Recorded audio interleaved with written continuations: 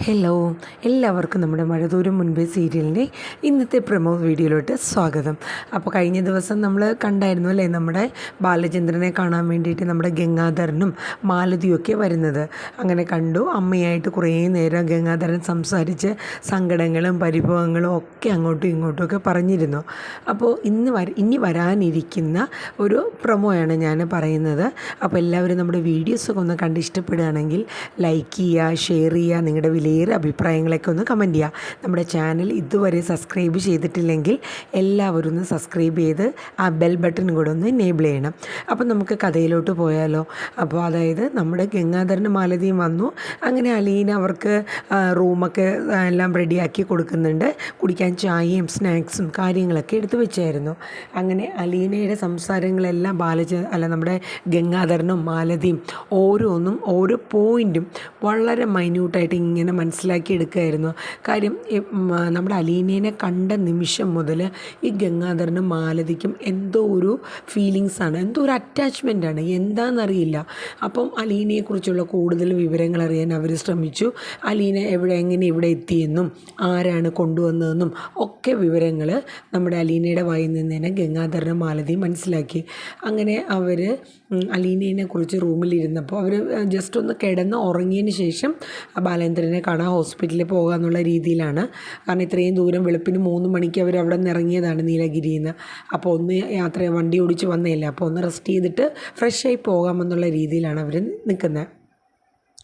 അപ്പോൾ അലീന എല്ലാം റെഡിയാക്കി കൊടുത്തിട്ട് താഴോട്ട് പോയി. എന്തെങ്കിലും ആവശ്യമുണ്ടെങ്കിൽ പറയണേ സാറെന്ന് പറഞ്ഞിട്ടാണ് അവരടുത്ത് രണ്ടുപേരെടുത്തും പറഞ്ഞിട്ട് അലീന പോകുന്നത്. അപ്പോൾ അവർ രണ്ടുപേരും ഇങ്ങനെ അലീനയുടെ കാര്യങ്ങളൊക്കെ ഓർക്കുകയാണ്, അലീന പറഞ്ഞതും. അതായത് ഗംഗാധരൻ്റെ അച്ഛനാണ് അലീനയെ ആദ്യം പോയി അവിടെ കണ്ടതും.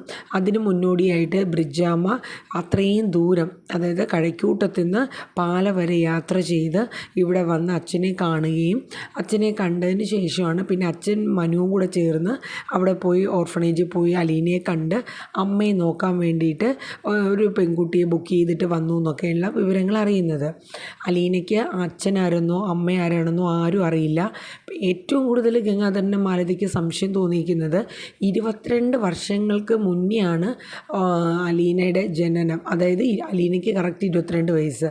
അതും നമ്മുടെ വൈജയെ ഒരു കുഞ്ഞിനെ പ്രസവിച്ചതും വെച്ച് നോക്കുമ്പോൾ ഏകദേശം എല്ലാം സെയിം.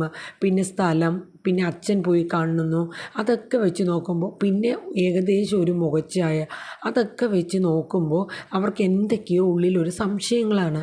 അപ്പോൾ അവർ എന്താണ് ഏതാണെന്നെല്ലാം ഒന്ന് വ്യക്തമായിട്ട് അറിയണമല്ലോ. അപ്പോൾ അച്ഛൻ എന്തായാലും ഇപ്പോൾ ജീവിച്ചിരിപ്പില്ല. അലീനയുടെ അടുത്ത് കുറേ നേരം കാര്യങ്ങളൊക്കെ ചോദിച്ചു. എന്നിട്ട് അവർ പിന്നെ വൈജയുടെ കാര്യങ്ങളും ഇവിടെ എന്തെങ്കിലും പ്രശ്നങ്ങൾ ബാലേന്ദ്രൻ ഇങ്ങനെ ഉണ്ടാവാനായിട്ട് എന്തെങ്കിലും സാഹചര്യങ്ങളുണ്ടായോ എന്നുള്ളതൊക്കെ ഇങ്ങനെ ചോദിക്കുന്നുണ്ട്. അപ്പോൾ അലീന ഓരോന്നും പറയുന്നുണ്ട്. മാഡത്തിന് മാത്രമാണ് എന്നെ അധികം കാണാൻ പാടില്ലാത്തത്, ഞാൻ എന്ത് ചെയ്താലും അതിന് തെറ്റാണ്. അപ്പോൾ അതൊക്കെ സാറ് എതിർക്കുമായിരുന്നു. അത് മാഡത്തിന് ഒട്ടും ഇഷ്ടമല്ല. ഇവിടെ മുത്തശ്ശിക്കും കൃഷ്ണജ മോക്കും സാറിന് മാത്രമാണ് എന്നെ ആകെ ഒരു ഇഷ്ടമുള്ളത് എന്നൊക്കെ അലീന പറയുന്നു. എന്ത് ചെയ്താലും തെറ്റാണ്. അപ്പോൾ മാലതി ചോദിക്കുന്നുണ്ട്, എന്താണ് നീ ഉണ്ടാക്കുന്ന ഫുഡ് ഇഷ്ടമല്ലേ, അത് നീ പെരുമാറുന്നത് ബാലേന്ദ്രനോടൊക്കെ പെരുമാറുന്നത് ഇഷ്ടമല്ല എന്നിട്ടോ. അപ്പോൾ അലീന പറയുന്നുണ്ട്, സാറ് എനിക്ക് എൻ്റെ അച്ഛനെ പോലെയാണ്.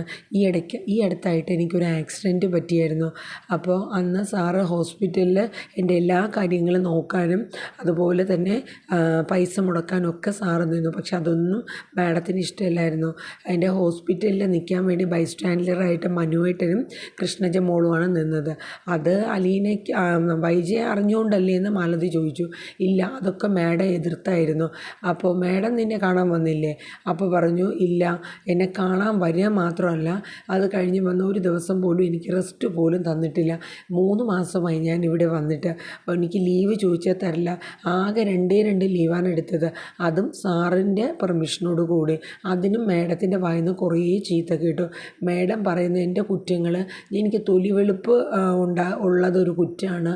പിന്നെ ഞാൻ രോഹിത്തിൻ്റെയും അതുപോലെ തന്നെ നമ്മുടെ ഹരിശങ്കറിൻ്റെയൊക്കെ മുമ്പിൽ എൻ്റെ തൊലിവെളുപ്പും കാണിച്ച് ഇളകി ചെന്നു. അങ്ങനെയൊക്കെയുള്ള വർത്തമാനമാണ് പറയുന്നത്. ഇതൊക്കെ കേൾക്കുമ്പോൾ മാലതിയും ഗംഗാധരനും മുഖത്തോട് മുഖം നോക്കുകയാണ്. കാര്യം എന്ന് വെച്ചാൽ വൈജയുടെ ക്യാരക്ടർ എത്ര നന്നാക്കാൻ നോക്കിയാലും നന്നാവില്ല. അമ്മ എന്നെ പറഞ്ഞായിരുന്നു. കാര്യം എന്ന് വെച്ചാൽ എന്തിനും എടുത്തുചാട്ടം, ദുശാട്ടം. അതിപ്പോൾ ബാലചന്ദ്രനോടാണെങ്കിൽ കൂടിയും വൈജയുടെ ക്യാരക്ടർ അങ്ങനെ തന്നെയാണ്. അവർക്കത് ഏകദേശം അവർക്ക് മനസ്സിലായി എന്നുള്ളത് ഉറപ്പാണ്. എന്നിട്ട് നമ്മുടെ അലീന അവരുടെ അടുത്ത് പറയുന്നുണ്ട്, സാറ് ഇവിടുന്ന് 2 ദിവസം മുന്നേ കാണാണ്ട് പോയ സമയത്ത് ഞാൻ ഇവിടുന്ന് പോകാൻ വേണ്ടി ബാഗൊക്കെ റെഡിയാക്കിയതാണ്. പിന്നെ സാറിനെ കാണാനില്ല. പിന്നെ ഇവിടെ സാറ് എത്തിക്കഴിഞ്ഞപ്പോൾ ഹോസ്പിറ്റലിൽ. അപ്പോൾ സാറ് വന്നു കഴിഞ്ഞാൽ ഞാൻ സാറിനോട് പറഞ്ഞിട്ട് എനിക്ക് പോകണം, നീ അങ്ങോട്ട് പോകും, നീ എൻ്റെ കൂടെ വാന്ന് മാലതി പറയുന്നുണ്ട്. വേണ്ട, എനിക്കിനി ഈ കുടുംബമായിട്ട് യാതൊരൊന്നും വേണ്ട, എനിക്ക് മടുത്തു. അത്രയ്ക്കുള്ള സന്തോഷവും സമാധാനവും ഒക്കെ എനിക്ക് ഈ കുടുംബത്തിൽ നിന്ന് കിട്ടിയിട്ടുണ്ടെന്ന് സങ്കടപ്പെട്ട് അലീന പറഞ്ഞിട്ട് പോവാണ്. എന്നിട്ട് മാലതി ഗംഗാധരനോട് പറയുന്നുണ്ട്, നമുക്ക് അവളെ കൊണ്ടുപോകാം. അപ്പം ഗംഗാധരൻ പറയുന്നുണ്ട്, കത്തുന്ന പുറയിൽ നിന്ന് എന്നെ കഴുക്കോൽ ഊരണോ മാലതി, ഗംഗേട്ട അലീനയോടൊന്ന് സംസാരിക്കണം.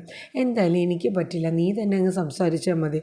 കാരണം മാലതിക്ക് അവളെ കൊണ്ടുപോകണമെന്നുള്ളൊരു ആഗ്രഹമുണ്ട്. കാരണം നല്ല സ്വഭാവം, അമ്മയും പറഞ്ഞു, നല്ല ക്യാരക്ടറും അങ്ങനെയുള്ളൊരു കുട്ടിയല്ലേ. അപ്പോൾ അതുകൊണ്ട് കൊണ്ടുപോകുന്നതുകൊണ്ട് ഒരുപാട് സന്തോഷമേ ഉള്ളൂ.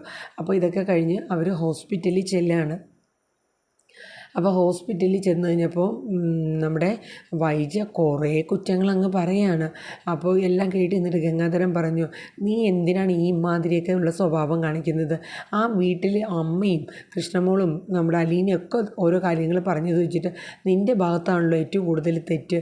നീ കാരണമാണ് ഇന്ന് നമ്മുടെ ബാലചന്ദ്രന് ഈ ഒരു അവസ്ഥ വരാൻ കാരണം.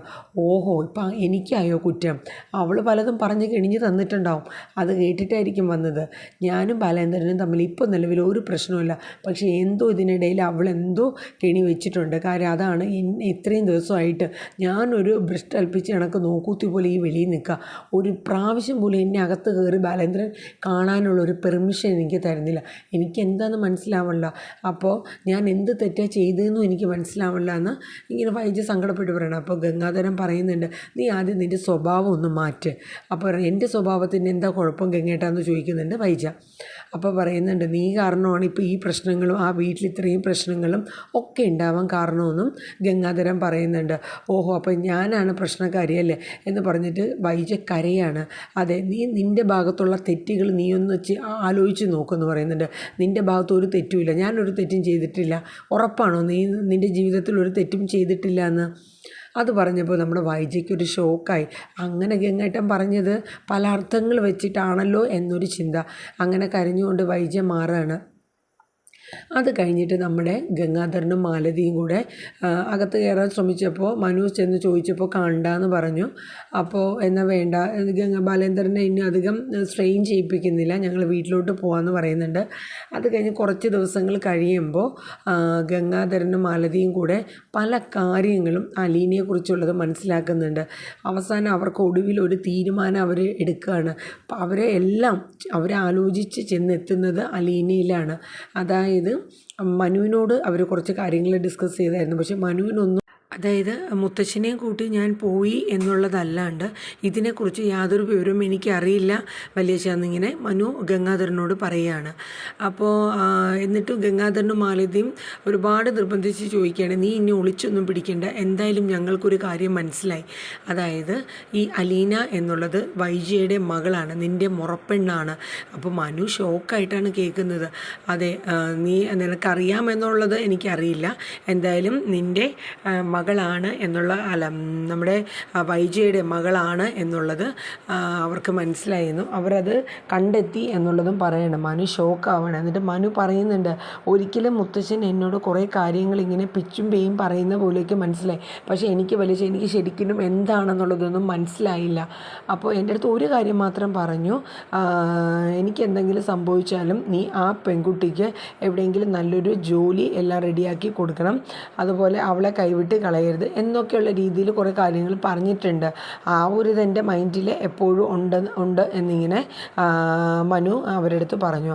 അപ്പോൾ ഏകദേശം അവർക്ക് എല്ലാം കൊണ്ട്, അപ്പോൾ അതായത് എന്നിട്ട് പിന്നെ നമ്മുടെ ഗംഗാധരനും മാലതിയും പറയുന്നുണ്ട്, ഈ ബാലേന്ദ്രൻ ഞങ്ങളെ കാണാൻ നീലഗിരി വരെ വന്നതാണ് ആ 2 ദിവസം. ബാലചന്ദ്രൻ എല്ലാ കാര്യങ്ങളും മനസ്സിലാക്കി അലീന വൈജയുടെ മകളാണ് എന്നുള്ളതെല്ലാം അറിഞ്ഞിട്ട് തന്നെയാണ് ബാലേന്ദ്രൻ ഞങ്ങളുടെ അടുത്ത് വന്നത്. അപ്പോൾ എന്തായാലും അത് മനസ്സിലാക്കി അതിൻ്റെ ഒരു സ്ട്രോക്കാണ് ഇപ്പോൾ ബാലചന്ദ്രന് വന്നത്. അതുകൊണ്ടാണ് വൈജയനെ കാണാൻ കൂട്ടാക്കാത്തതെന്നൊക്കെ മനുവിനോട് പറയുന്നുണ്ട്. അപ്പോൾ ഇനി വരുന്ന ദിവസങ്ങളിൽ ഏകദേശം ബേസ് ചെയ്തുള്ള ഒരു ഇൻട്രോ ആണ് ഞാൻ പറഞ്ഞത്. അപ്പോൾ ഇതിൽ പല സംഭവങ്ങളും വളരെ ഇതായിട്ടുള്ള രീതിയിലാണ് കാണിക്കുന്നത്. അപ്പോൾ നമുക്ക് എന്തായാലും ഇനി വരും ദിവസങ്ങളിൽ ഇത് എത്രത്തോളം ഇതാണ് നമ്മുടെ ഈ സീരിയലിലെ വൈജയുടെ ജീവിതത്തെ ബാധിക്കുന്നതെന്നും അതിനോടനുബന്ധിച്ച് വൈജ ഇനി നമ്മുടെ ബാലചന്ദ്രൻ ഹോസ്പിറ്റലിൽ നിന്ന് ഡിസ്ചാർജായി വന്നു കഴിയുമ്പോൾ വൈജയുടെ ദേഷ്യം മൊത്തം അലീനയുടെ മെക്കിട്ട് തീർക്കുകയാണ്. കാരണം ബാലചന്ദ്രൻ്റെ മുമ്പിൽ വെച്ച് ആ ദേഷ്യം അലീനെ അടിച്ചുകൊണ്ടങ്ങ് തീർക്കുകയാണ്. അപ്പോൾ അതിനെതിരെ ബാലചന്ദ്രനും വൈജയ്ക്ക് അടി കൊടുക്കണം. ഇത്രയും ഒട്ടും സ്ട്രെയിൻ ചെയ്യാൻ പാടില്ല എന്ന് പറഞ്ഞൊരു മനുഷ്യൻ അത്രയും സ്ട്രെയിൻ ചെയ്ത് അങ്ങനെയൊക്കെ പല ഇൻസിഡൻറ്റുകളും നമ്മുടെ മഴതോറും മുൻപിൽ വരുന്നുണ്ട്. എല്ലാം കാത്തിരുന്ന് നമുക്ക് കാണാം. അപ്പോൾ നമ്മുടെ ഇന്നത്തെ ഈ ഒരു ഇൻട്രോ പ്രൊമോ നിങ്ങളെല്ലാവരും ഒന്ന് സപ്പോർട്ട് ചെയ്യുക. അപ്പോൾ എല്ലാവർക്കും നല്ലൊരു ഡേ ആവട്ടെ എന്ന് പറഞ്ഞുകൊണ്ട് ഇന്നത്തെ പ്രൊമോ നിർത്തുകയാണ്. Tata, bye bye, take care, thank you.